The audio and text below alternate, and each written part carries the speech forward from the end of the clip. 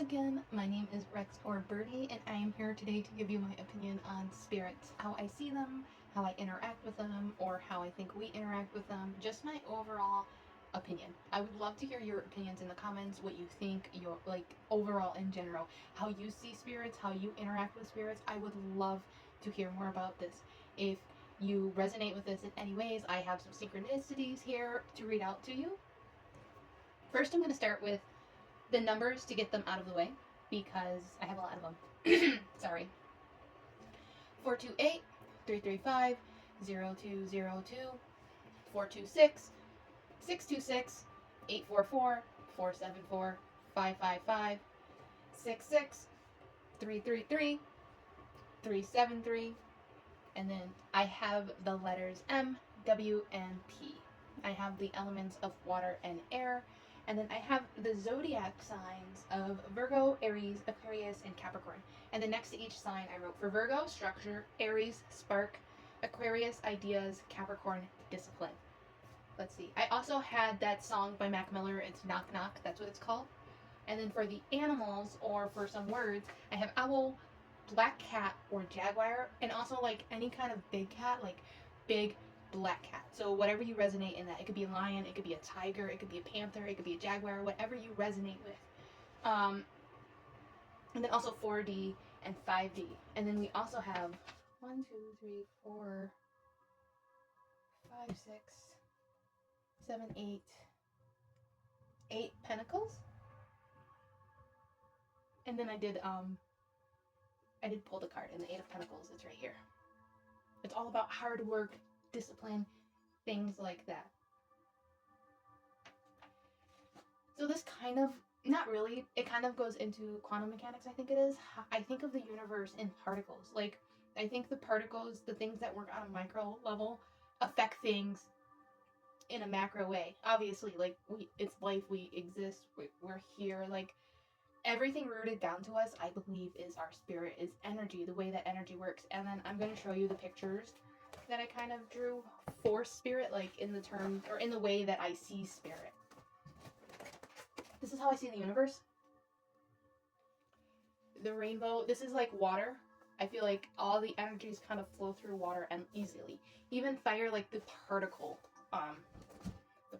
itself of fire. And then also these are like spirits themselves. It was really hard to draw a picture of something that doesn't have a physical body. But here, I think this is why people see eyes all the time. This is like a human. I see humans as like multifaceted. So I think our core or our soul is mixed up of different colors. While spirits themselves are a bit more, not uniform, but you see how they kind of look uniform. They have a center core, and then they have different types of energy that either surrounds or swirls inside of them. But they don't have like a physical body. Oh, and then I asked my kids to draw a picture of what they think of spirits are, and this is what they drew. Just to share. Alright, so what are they? We kind of already went into that. I think they are conscious manifestations of energy. They're beings without a form, existing as expressions of specific vibrations, intentions, or emotions within the interconnected web of the universe. Unlike physical entities, they aren't bound by material limitations, making them fluid and dynamic in how they present themselves or interact. I believe that some are just like little balls of energy. They just kind of float around. Energy, it could be light, it could be vibrations, it could be sounds, it could be anything like that. And they just exist as these forms of energies, and then they explore around. You know, they affect the world in different ways, doing different things, sort of like that. How are they made? I think they're made in many, many, many different ways. I believe that the universe is a sort of ecosystem. Like, it's just an ecosystem that we haven't I think it's an ecosystem that has been hidden away from us. So how are they made? Natural forces created by the universe, tied to the elements like wind, water, fire, and earth. Emotional imprints and intense experiences like trauma or love can leave energetic marks that can evolve into spirits. Or human intentions, deliberate rituals, prayers, or thought forms like egregores. Oh, I have more stuff for you. Crown chakra, throat chakra, get grounded, dolphin, otter, birds, crow, and lemur. Sorry about that.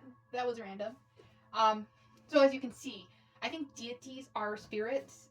They just work a little bit differently, and I'm gonna save them for another video. Like, I'm gonna think a little bit more about them, write a little bit more about them, and kind of do that so I can talk to you a bit more in depth about my opinion on deities. But I do think that our thoughts, our worship, and our beliefs into these beings gives them our energy and makes them stronger and sustains like their life, you know? How do they interact? They influence emotions, thoughts, and energy fields of living beings.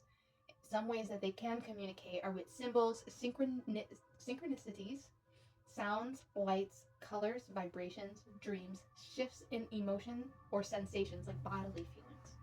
You know, stuff like that. Ooh, I think their favorite way to communicate is with numbers. Like if you're into angel numbers, things like that. I think that's their favorite way to communicate. But also I think anxiety, depression, things like that, those are also ways for them to try to communicate. And then also the ringing in your ear.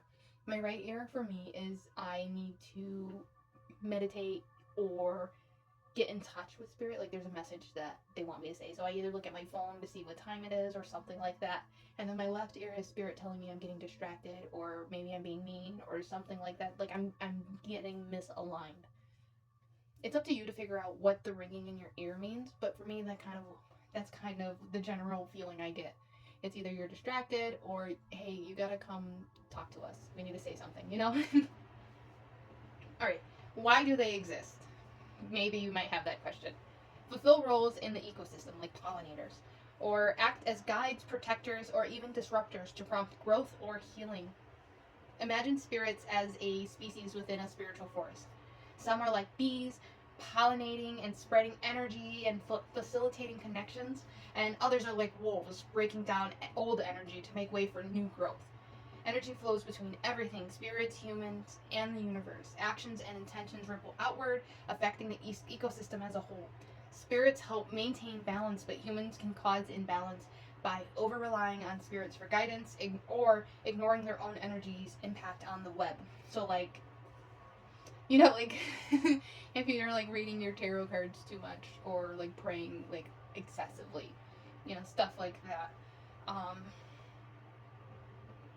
I also have, like spiritual guides. I think that's most often how we interact with spirits. Our guides talk to us in many, many, many different ways.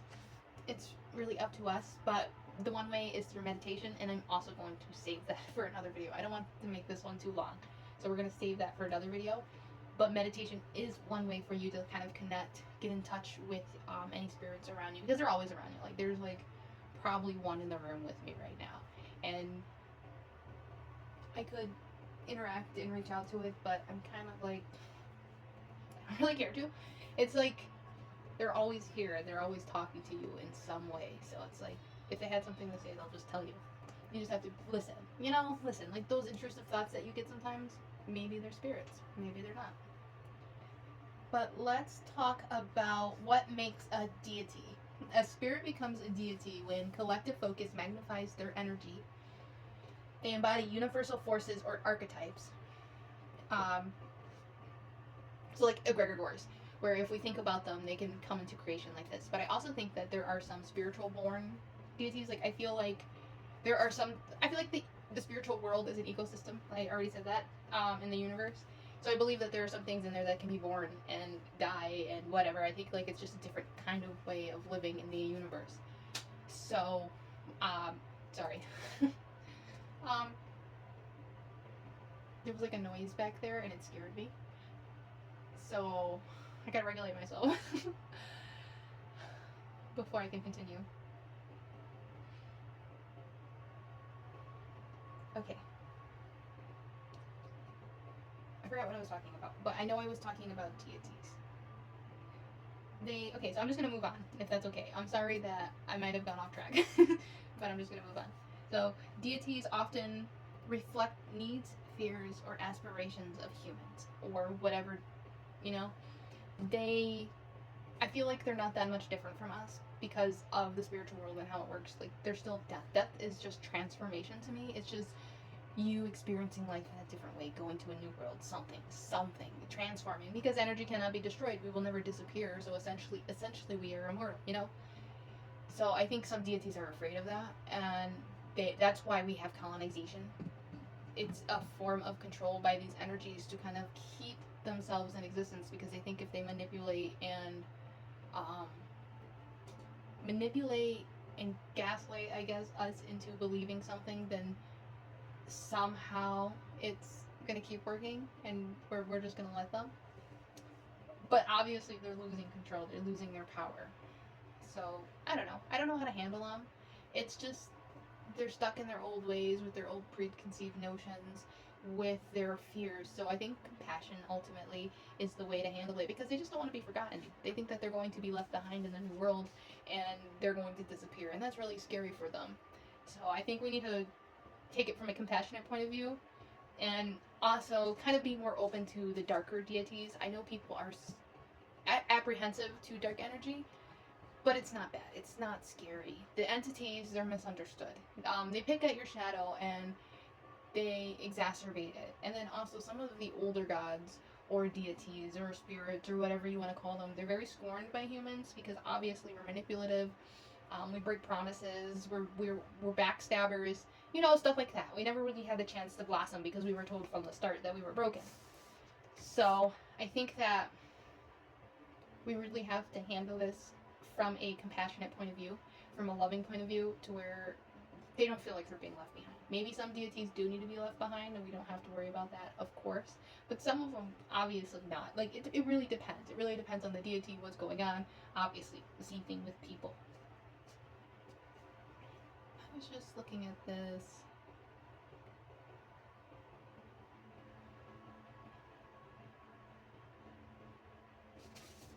But I don't think I need it.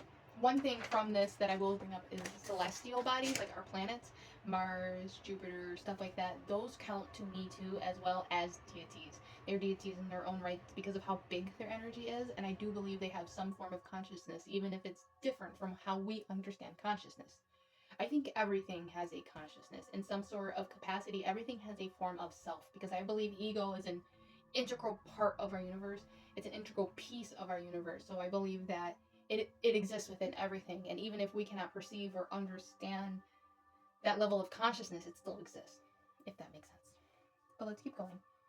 You need to use your intuition, your spiritual connection, in order to enhance your own self-growth. Trusting yourself, your intuition, stuff like that is going to help you when moving on into the new paradigm. I do have a message. I had a whole message that I got, a channeled message from Spirit, that they wanted to give me, or to give to the collective. So Spirit needs our help to break the 4D wall. There is an illusion that was put up. Almost everything that you have ever known is an illusion. And there's a generational curse that affects us all. It was placed on us. It's this wall that blocks us off from the 4D, and we need your help to break it. Your intuition is key in breaking this. I do not know the way to actually break the 4D wall. I just know that it's possible for us to break it and slip into it. I just need other people's help to figure out how. And the Spirit is saying your intuition is key. Your interpersonal relationships is also key. Why and how does not matter. Loving yourself fully is the only thing that matters. Don't be afraid of confrontation. You are deserving of love. I think I have something. Their opinion does not matter. Your behavior does. Illusion magic overall. This is not it though. It was overall, it's like you're deserving that love. You're deserving of love that leaves you feeling fulfilled. You are deserving of love that brings you happiness, that brings you joy, that sustains you, that, you know, allows you to be your true self. Like, if you're with people who make fun of you or try to drag you down when you are your authentic self or your most happy self, then I would say reconsider the relationship. That's all. But also, Spirit wants you to know to sing your song, enjoy the little things, be a kid again, speak up, and stop tolerating abuse and disrespect. These are all ways for us to break the 4D wall. And you may think that, you know, it's not, or it's impossible, or whatever, but I don't know, man. I'm not telling you you have to believe me. You just watched a 20-minute video about how spirits I believe in. And so, I mean, at some point, something resonates with you here. If you watch this long and you're like doubting me now, I don't know. I think we're gonna end off with the Spirit Animal Oracle cards just because I need something light to end this on. And I feel like there's something else I need to say, but I don't know how to say it. So I'm hoping that Spirit can help me get the words that I want to say. Alright. The Sandpiper Spirit, be playful, and the Rabbit Spirit, now is a lucky time. Oh, okay. Well, I just got a bunch, so I'm going to show you them one by one. I'm going to show you the first two. Sandpiper Spirit. Be playful, enjoy yourself, be a kid again. Let your inner child take over. Like when I did this, I let my inner child have fun, and it was so healing, and it was fun. You know, I enjoyed myself. The Rabbit Spirit, now is a lucky time. This is a reminder that collective blessings are on the horizon. It is coming. Christmas time, gifts, blessings, stuff like that. Even if it's in the form of enlightenment, it is still a blessing. It is, right now, collective blessings are coming. Everybody, if you're watching this and you watched this the whole time, you are getting collective blessings. You're getting something wonderful coming your way where you're going to be able to finally, like, take a deep breath. Whale Spirit, trust the great mystery. This is reminding you to trust in the universe. Also to dive in. Jump right in. Don't be scared to jump in and have fun and just explore the universe and explore like the spiritual side of things. Don't be afraid to do that. Yeah, the Panther Spirit, reclaim your power. This is telling you, overall, I like it because it's a dark card. The Black Cat too from earlier, the Black Panther Spirit. Oh, it's telling you to trust your intuition, have strong boundaries, stand up for yourself, speak up for yourself. Then the Flamingo Spirit, embrace the in-between. This is a reminder that it's wintertime. It's time to stop, to rest, to heal, take a break, calm down, you know, like don't worry about how and what you gotta do to get where you wanna go. Just worry about relaxing, enjoying the now, being playful, you know. Enjoy the things as they are now. Next is the Chameleon Spirit, act as if. Act as if you have your blessings already. Act as if you are already spiritually enlightened. Act as if you have the things or you're the person that you want to be. You only have now. Enjoy yourself as you are now. Don't worry about getting to where you want to be. Just rest, heal, allow yourself to exist. Lion Spirit, be generous of spirit. It's just Beaver Spirit, lay a solid foundation. Wombat Spirit, be at home. There's a lot more cards than I thought there was. Brown Bear Spirit, take a time out. And Spider Spirit, make your dreams real. Overall, the cards are telling you to rest, relax. Take time to like really meditate and get to know Spirit by connecting with yourself, by talking with yourself through self-care. Oh my gosh, especially through self-care, like spiritual baths, taking a bath and relaxing, because spirit talks through water really well. Like it really likes water because it's easier for it to talk through. Also, like that's what this is here. Like that spirit in water, like flowing down the water. That's vibrations. That's music. Those are shadows. But spirit wants to connect with people more. Also, Gaia. I guess this is another way of saying like everything is nature. Your nature. Everything you do is natural. So let Gaia's spirit in. Not a lot of people connect with her. She's just the earth. You can think of her as the earth. You can think of her as him or them, whatever you prefer. But Gaia wants to connect with people more. She would like to. She would like to give you her energy to help you with grounding more, things like that. There's other deities for sure that would love for you to reach out, but I think it's ultimately up to you, who you resonate with, you know, what you think, what you believe. I also want to remind you of the Eight of Pentacles again. This guy is working diligently for his goals and the things that he wants. So this is a reminder that slow and steady wins the race. Do things at a methodical pace, and don't worry about rushing through or getting through to the finish line. Just worry about yourself and being the you that you want to see. Don't worry about what other people think, the judgments of other people, or anything like that. Just worry about yourself, what makes you happy, what brings joy to your inner child, and everything will work out for you. You will slowly heal. You'll find that you're able to speak your truth more. and maybe, make videos. This is my second video. When I first started making videos, I started on TikTok, and I was an emotional, anxious mess. And now I think I'm doing a little bit better. um, but yeah, I think I might end it there. If you have any questions, please ask below in the comments. And if you have your own opinions, please let me know. I'm always excited to learn something new. I'm not saying any of this as if it's 100% fact or if I know it's 100% true. I'm always willing to know something new as long as you're saying it in a respectful manner, not condescending or whatever. I always appreciate the opinions from people because, people are people. So yeah, other than that, I hope you have a great day, and I will talk to you again soon. Bye.